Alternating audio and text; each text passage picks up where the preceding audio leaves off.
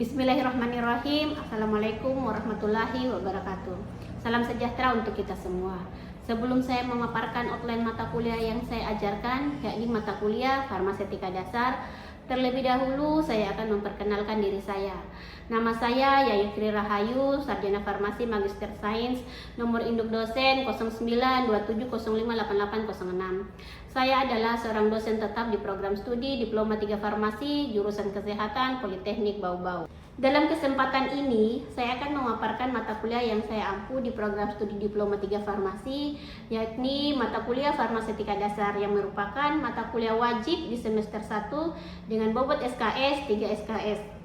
Salah satu kewajiban saya sebagai seorang dosen, saya telah menerapkan Tridharma perguruan tinggi, diantaranya adalah bidang pengajaran, di mana pada proses pembelajaran saya mengacu pada prinsip DIA, Delivery, Interaction, dan Assessment. Outline pemaparan mata kuliah Farmasetika Dasar: yang pertama, deskripsi mata kuliah; yang kedua, capaian pembelajaran mata kuliah; yang ketiga, metode pembelajaran; yang keempat, sistem penilaian; dan yang kelima, video pembelajaran. Deskripsi mata kuliah Farmasetika Dasar: identitas mata kuliah, nama mata kuliah Farmasetika Dasar, jumlah SKS 3 SKS, kode mata kuliah MKPC 105, semester 1, sifat mata kuliahnya adalah wajib. Mata kuliah ini diampu oleh tim teaching yang terdiri dari 2 orang dosen. Mata kuliah ini adalah mata kuliah utama yang bersifat wajib pada program studi Diploma 3 Farmasi. Mata kuliah ini membahas konsep dasar, prinsip-prinsip, dan perhitungan dalam peracikan sediaan farmasi. Materi mencakup dasar-dasar farmakope, penginceran, penimbangan, alat-alat farmasi, serta praktik pembuatan sediaan obat yang sederhana, misalnya puyer, kapsul, salep. Mata kuliah ini bertujuan untuk membentuk kemampuan dasar mahasiswa dalam memahami formulasi, melakukan perhitungan, dan membuat sediaan farmasi yang tepat dan aman. Setelah menyelesaikan mata kuliah ini, mahasiswa diharapkan mampu menjelaskan tentang konsep dasar, prinsip-prinsip, dan perhitungan dalam peracikan sediaan farmasi.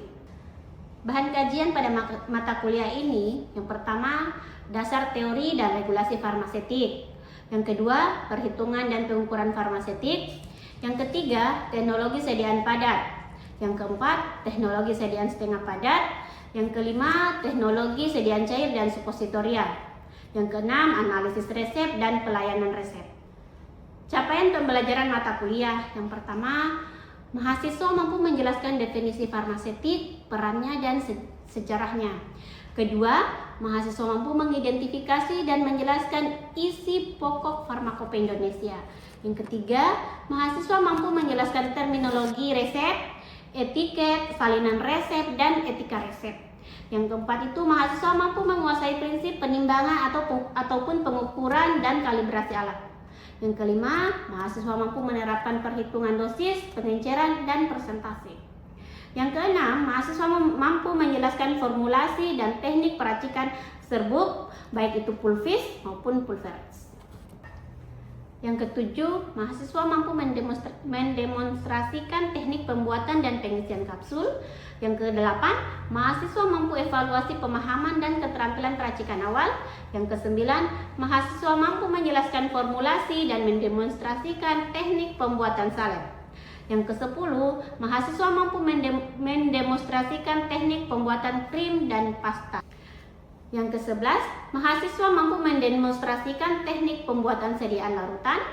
Ke-12, mahasiswa mampu mendemonstrasikan teknik pembuatan sediaan suspensi dan emulsi. 13, mahasiswa mampu mendemonstrasikan teknik pembuatan supositoria. Yang ke-14, mahasiswa mampu mengidentifikasi dan mengatasi masalah ketidakcocokan dalam peracikan. Yang ke-15, mahasiswa mampu melakukan pemeriksaan kelengkapan resep serta memberikan etiket yang benar.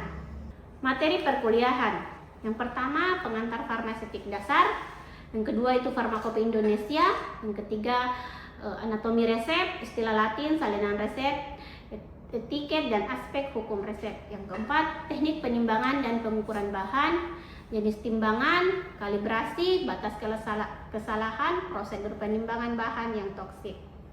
Yang kelima, perhitungan farmasi 1, termasuk perhitungan dosis, pengenceran, dan konsentrasi. Yang keenam, teknologi sediaan padat 1, termasuk formulasi serbuk, metode pembuatan, dan bahan tambahan. Yang ketujuh, teknologi sediaan padat 2, termasuk jenis kapsul, teknik pengisian kapsul, serta peracikan kapsul. Yang kedelapan, teknologi sediaan setengah padat 1, termasuk di dalamnya formulasi salep, metode pembuatannya entah itu secara peleburan maupun triturasi. Yang kesembilan, teknologi sediaan setengah padat 2, termasuk di dalamnya formulasi krim dan pasta serta teknik pembuatannya. Yang ke-10, teknologi sediaan cair 1, termasuk di dalamnya formulasi larutan, metode pelarutan, dan pembuatan sirup serta eliksir. Yang ke-11, teknologi sediaan cair 2, formulasi suspensi dan emulsi. Yang ke-12, teknologi sediaan khusus, termasuk untuk formulasi suppositoria. Yang ke-13, analisis resep, termasuk di dalamnya jenis-jenis inkompatibilitas, prosedur penanganan baik itu secara kimia, fisika maupun terapeutik. Yang ke-14, pelayanan farmasi dasar, termasuk pemeriksaan kelengkapan resep, penulisan etiket, serta komunikasi, informasi, dan edukasi yang sederhana. Sistem pembelajaran. Mata kuliah ini diampu oleh tim teaching yang berjumlah 2 orang. Jumlah pertemuan sebanyak 14 kali tatap muka yang dilakukan melalui daring dan luring. Yang ketiga, UTS dilakukan pada pertemuan ke-8 dan UAS dilakukan pada pertemuan yang ke-16. Di Politeknik Bau-Bau, sistem pembelajaran terintegrasi dengan menggunakan platform pembelajaran di SiAkadCode. Dan semua terekam di SiAkadCode. Mahasiswa dan dosen memiliki akun, proses pembelajaran bisa diakses dan juga jadwal perkuliahan.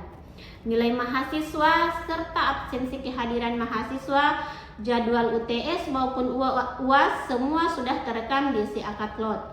Dan juga lewat SiAkadCode, mahasiswa mampu mengunduh materi secara langsung agar interaksi antara dosen dan mahasiswa dalam kelas lebih proaktif. Metode pembelajaran farmaseutika dasar berbasis OB. Yang pertama, kuliah interaktif. Pembelajaran dilakukan melalui penyampaian materi, diskusi, tanya jawab, serta kuis. Kedua, pembelajaran berbasis masalah atau problem based learning. Mahasiswa diberikan permasalahan nyata dalam bidang farmaseutik untuk dianalisis dan diselesaikan berdasarkan prinsip ilmiah. Yang ketiga, pembelajaran berbasis kasus atau case based learning. Mahasiswa mempelajari kasus yang berkaitan dengan penerapan ilmu kefarmaseutika dalam praktik kefarmasian. Yang keempat, pembelajaran berbasis proyek atau project based learning. Mahasiswa melakukan kegiatan pengembangan sederhana terkait merancang formula kapsul. Yang kelima, pembelajaran berbasis pengalaman.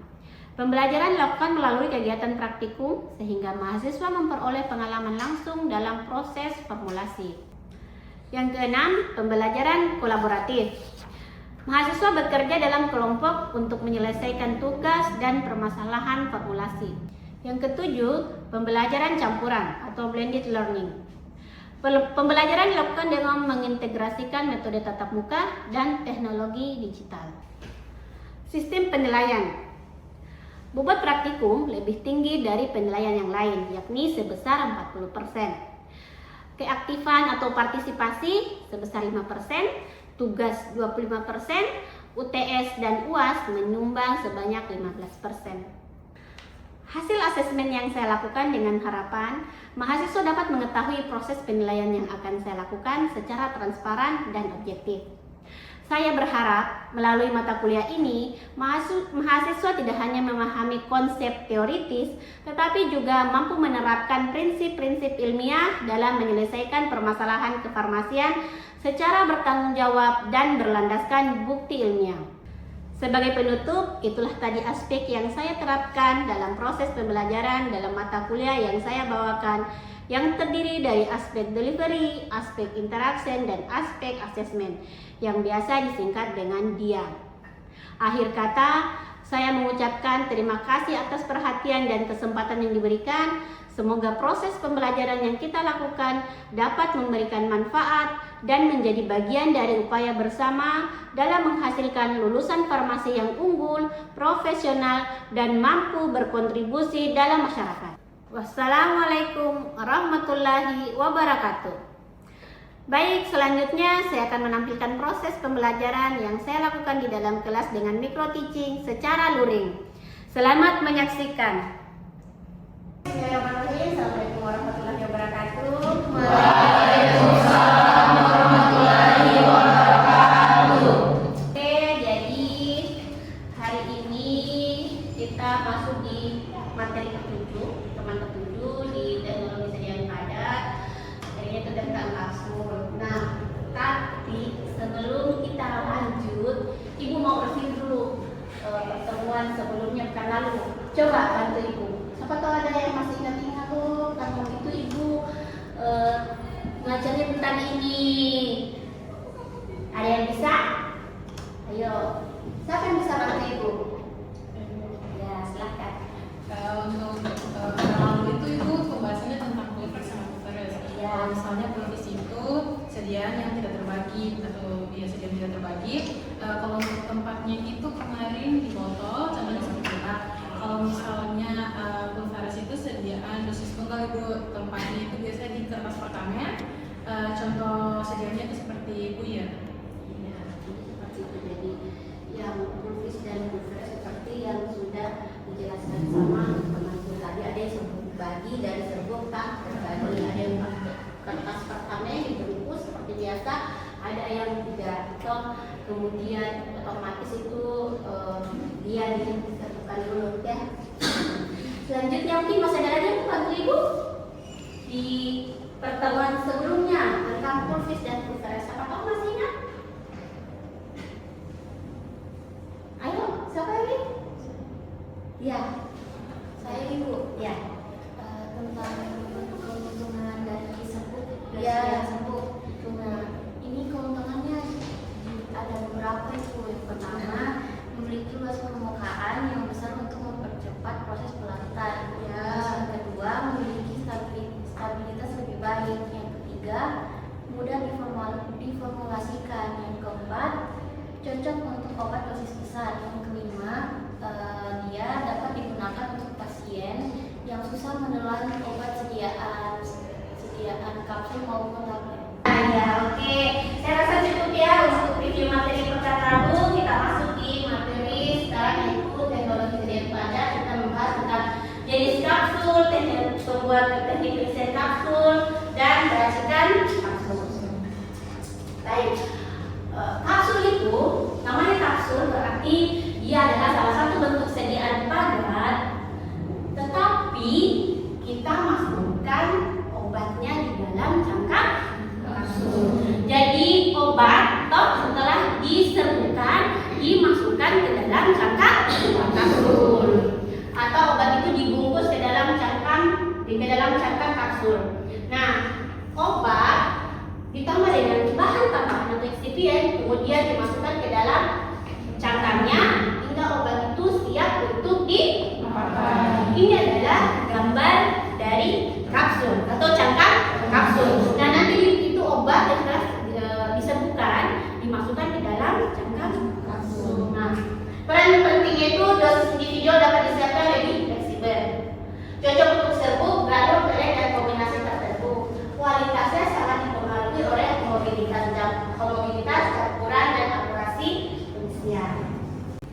Nah, selanjutnya jenis kapsul itu ada dua, cangkang kapsul keras dan kapsul lunak. Yang keras seperti contoh yang tadi yang di slide pertama ada gambar itu, jadi dia terdiri dari dua bagian, ada bagian tutupnya, ada bagian badannya. Ya, jadi dia serbuknya itu diisi di bagian badan.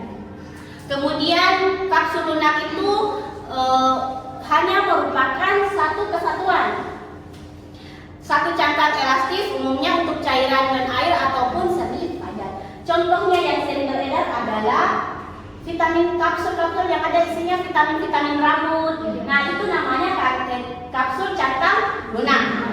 Vitamin rambut, kemudian ada juga biasanya isi vitamin-vitamin A. Nah, itu namanya kapsul cangkang lunak. Ini vitaminnya larut minyak, kemudian menyajikan biasa dimasukkan di situ ataupun obat-obat yang Oke. Nah, ini bagian-bagian dari cangkang kapsul. Cangkang kapsul itu terdiri dari badannya, kemudian ada tutupnya, ada ini ini ringnya untuk merekakan, jadi harus plak ada bunyinya itu. Nah, badan ini bagian lebih panjang, tempat serbuk atau granul dimasukkan, jadi itu serbuknya masuk di dalam badannya. Kemudian tutupnya itu bagian lebih pendek menutup bodi setelah pengisian. Kemudian ada looking ring atau groove itu membantu menjaga kapsul tidak mudah terbuka atau tertumpah, jadi ada bunyinya pak begitu ya. Selanjutnya dimensi cangkang ini harus sesuai ukuran mesin dan target bobot isinya. Jadi sudah bisa dilihat ya, yang mana badannya, yang mana tutupnya. Oke? Ya. Cangkang itu ada nomor-nomornya. Toh? Cangkang ini ada nomor-nomornya. Mungkin kalian sering lihat, ternyata beda-beda ukurannya. Toh? Jadi ukuran itu mulai dari 0-nya 3, 0-nya 2, 0 hingga angka 5. Kemudian itu ukuran 00 itu ukuran yang paling besar. Ukuran 5 adalah ukuran yang terkecil. Nah, ini untuk kapasitas volumenya, ini beratnya, dan ini untuk penggunaannya. Yang paling kecil itu digunakan untuk dosis yang sangat kecil, terutama untuk yang besar itu untuk dosis besar, biasa digunakan untuk suplemen. Bisa kalian lihat tuh, kadang ada dosis kecil cangkangnya, orang dewasa itu besar juga cangkangnya. Jadi semua itu ada nomor-nomornya seperti yang tertera di sini. Sampai sini mengerti? Kita lanjut di slide berikutnya. Nah, kapsul itu mengandung ini. Otomatis kita mau bikin kapsul, ada zat aktifnya ya loh? Ya, pasti nih. Kemudian ada pengisinya. Selain itu ada penghancur, ada glidan, lubrikan, sama solvennya. Kemudian ada fungsi-fungsinya. Zat aktifnya itu yang memberikan efek terapi, otomatis. Pengisi atau diluent itu menambah volumenya. Biasanya kan tidak cukup itu hanya zat aktifnya, maka ada pengisinya. Kemudian ada penghancur, membantu isi kapsul terdispersi setelah cangkangnya hancur. Kemudian ada glidan, memperbaiki aliran serbuk saat pengisian.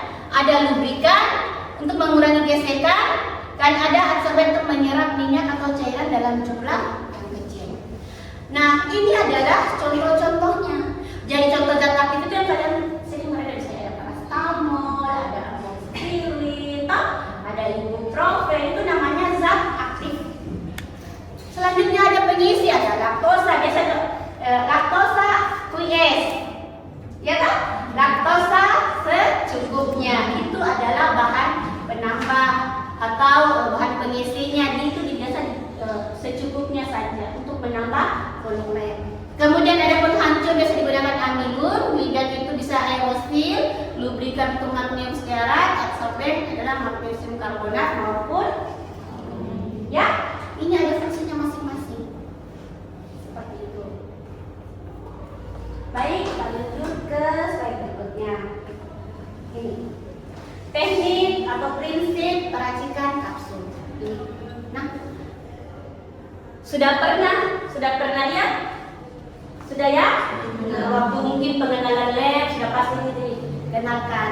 Nah, itu yang pertama dilakukan itu kalau ada resep yang otomatis kita screening resep. Nah, di screening resep itu kita lihat validasi dosisnya, kompatibilitasnya, apakah ada alergi atau apakah ini sudah benar atau belum. Selanjutnya, kalau sudah screening, otomatis kita melakukan perhitungan. Toh, hitung bahannya, hitung dosisnya, apakah sesuai atau tidak. Selanjutnya, kalau sudah menimbang zat aktif maupun bahannya. Ditimbang. Kalau sudah ditimbang maka kita lakukan peracikan atau pencampuran. Kita racik bahan yang sudah ditimbang itu sesuai dengan SOP. Misalnya mulai dari bahan yang tidak berwarna, kalau ada bahan berwarna dimasukkan lagi bahan berwarna, selanjutnya ditambahkan lagi bahan tidak berwarna. Tujuannya apa? Supaya ini obat ini ketika digerus itu mudah sekali homogen. Tidak ada lagi ada yang warnanya terang, gelap, semua merupakan satu kesatuan atau disebut dengan homogen. Selanjutnya, kalau sudah selesai, maka akan dilakukan pengisian. Pengisian ini ada yang manual ataupun ada yang alat. Ada pakai manual ataupun bisa pakai alat. Kalau sudah diisi, kemudian kita evaluasi. Nah, sampai sini ada mengerti kita atau ada yang ditanyakan? Mengerti? Ya, tadi kita lanjut. Ini teknik dengan manual. Jadi itu setelah proses tadi ditimbang-timbang, dicampur, kemudian kita mau isi ke badan kapsulnya itu. Jadi ini yang sudah diserbukan, ini kan sudah diserbukan. Yang sudah diserbukan ini kita keluarkan ke dalam di atas kertas perkamen. Kita masukkan ke dalam kertas, kita simpan di atas perkamen. Kemudian karena ini manual, jadi hanya kayak cocok-cocok sama gitu, tekan-tekan gitu, ya, sampai itu padat, dipadatkan cuma seperti ini. Ini dengan cara manual. Nah, setelah bobotnya tercapai, kemudian kita timbang beberapa kapsul sebagai kontrol. Kalau sudah, kita tutup, bersihkan, dibersihkan jarum kapsulnya. Karena biasa ada kotoran-kotoran di bekas tangan kita, dan itu dibersihkan supaya tampilannya bagus, ya. Nah, kelebihannya apa? Alat ini sederhana, tidak pakai alat, cuma ditekan-tekan pada kertas pertama, dicocol-cocol, ditekan-tekan sampai berat yang diinginkan. Kemudian keterbatasannya ini variasi bobotnya lebih besar, membutuhkan keterampilan tangan, kurang efisien untuk jumlah kapsul yang lebih banyak. Karena kan kita ambilnya satu-satu manual, jadi kalau jumlah kapsul yang banyak itu tidak memungkinkan, akan makan waktu. Seperti itu. Itu untuk yang manual. Selanjutnya alat pengisian dengan mesin. Ini alat pengisi kapsul, tapi bukan mesin. Alat pengisi kapsul tapi bukan mesin. Nah, tempat cangkang dengan orientasi bodi di bawah, cupnya di atas. Pisahkan cup dan bodi menggunakan blade atau mekanik. Sebarkan serbuk dengan spatula hingga semua badan terisi merata. Kemudian dipadatkan. Kemudian dipasang kembali penutupnya, kemudian ditekan sampai terkunci lalu dikeluarkan. Ini mungkin kalian yang mana ya masih bertanya-tanya. Baik, ibu sudah bawakan nama peradanya. Ini adalah alat pengisi kapsul, tetapi kan SIM, ya. Ini dipakai alat yang seperti ini ya, seperti ini. Ini ada di lab kita. Biasanya kalau mau dalam jumlah ini kan banyak lubangnya, banyak jumlah lubangnya. Jadi ini untuk penguatan mau bikin kapsul dalam jumlah banyak itu sangat efisien. Karena satu kali bikin itu sudah bisa mencetak banyak kapsul. Kalau tadi kan satu ya, nggak boleh tidak bisa satu kali langsung satu kali banyak. Jadi ini nomornya juga beda-beda. Nah, saya kebetulan bawa juga. Ini yang namanya cangkang, ya. Ini namanya cangkang terdiri dari badan sama tutupnya. Biasanya tutupnya itu kita taruh mungkin di sini, kemudian dilapis-lapis kalau saya. Kemudian ini dimasukkan ke sini sesuai nomor. Kalau kayak begini longgar, oh berarti tidak sesuai nomornya. Ganti lagi. Oh yang ini pas. Seperti itu. Kalau longgar atau biasa ini longgar, los, berarti bukan tidak sesuai. Maka kita ganti nomor, ganti tempatnya. Oh di sini pas. Oh di sini kekecilan, seperti itu. Berarti harus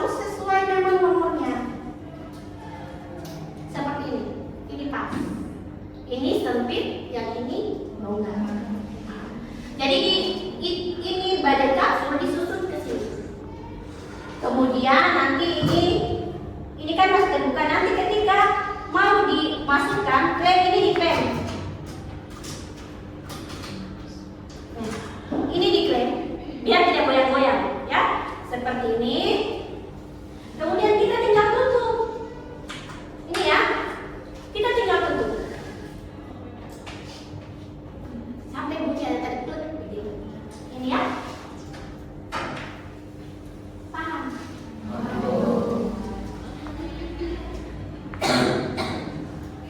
Ini adalah SOP ringkasan pengisian kapsul dengan cara manual ya. Dari persiapan, dibersihkan dulu alat-alatnya, dilihat ukuran kapsulnya, selanjutnya dilakukan pencampuran, lalu kemudian pengisian hingga dievaluasi. Baik, selanjutnya adalah kita lakukan evaluasi. Maka yang dilakukan pertama, kita lihat apa masalahnya ini. Oh, bobotnya tidak seragam. Jadi kapsul itu bobotnya harus sama. Jangan ada yang banyak, ada yang sedikit, ada yang ringan, ada yang berat. Jadi harus sama bobotnya. Nah, kenapa kalau tidak sama?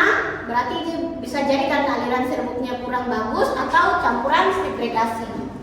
Cara mencegahnya maka dilakukan diayak, kemudian dihomogenkan, kemudian atau tidak digunakan glidan. Selanjutnya, masalah yang kedua adalah kapsul itu sulit ditutup.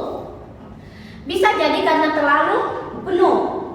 Nah, serbuk menempel di bibir bodinya atau di bibir bagian badannya, atau bisa ditutupnya, ataupun tidak sejajar. Biasa kan kalau cangkang kapsul itu biasa sudah penyot apa itu istilahnya penyot, jadi biasa tidak bisa masuk tutupnya. Nah, selanjutnya itu cangkangnya itu rapuh atau pecah. Ini disebabkan karena biasanya cangkang itu sudah terlalu lama.